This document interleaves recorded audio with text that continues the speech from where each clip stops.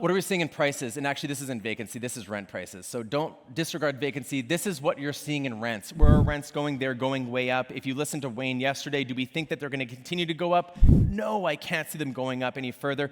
They're already very high comparatively to where they were. If you owned a rental now versus 10 years ago, this is some of the highest rents we've ever seen in the city of Edmonton.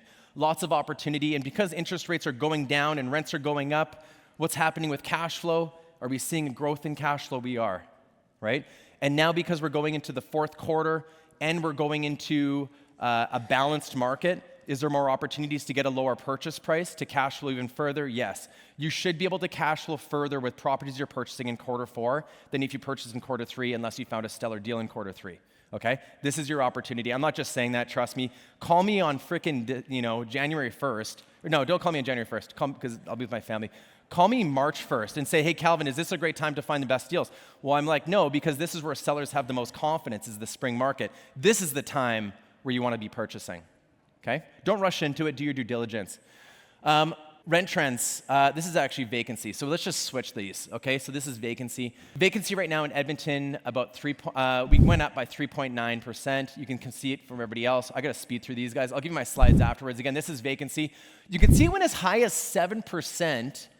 And then it dropped to the lowest in 2023, and now we're seeing a slight increase. Do you guys think that the areas that tend to be less desirable have higher vacancy typically, and they'll tend to follow the trend a little bit more, and then the more desirable areas don't get hit as much? Do you guys agree with that? Okay, so that's some of the benefits when you're purchasing properties like in an A, B, or a C area versus maybe a D. Biggest things to take away is that advertised rents are falling, but if you currently have a tenant in position, we're not seeing the same adjustments, okay? Rents on occupied units remain elevated. Edmonton and Ottawa are outliers with continued modest advertised rent increases. So there's a lot of places right now that are on a decline for rents. We're actually maintaining some really good stability. We are seeing declines in Vancouver and Calgary. 3-bedroom units show more resilience than smaller units. Is that a surprise, or did you guys already know that? Do you guys know that when you're buying buildings, having the larger units, you might have more families that can occupy them. They can tend to weather the storm a little bit more.